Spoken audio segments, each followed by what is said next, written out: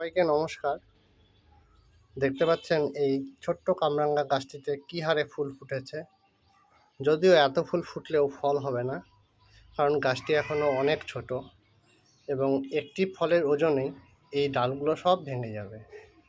তাই ফল যদি হয়েও যায় আমি ফলটিকে কেটে ফেলে দেব, জাস্ট দেখার জন্য যে কী হারে ফুল ফুটতে পারে এই গাছটিতে।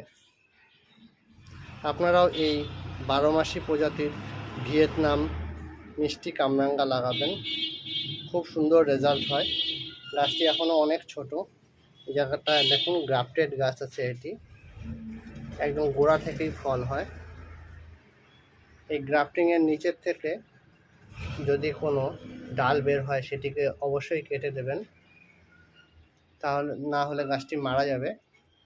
এবং গাছটিকে বড় হতে দিন একটু, 2 বছর পরের থেকে যদি ফল নেন তাহলে গাছটি খুব ভালো লাস্টিং করবে, কারণ অল্প বয়সে ফল নিলে গাছের আয়ু কমে যায়।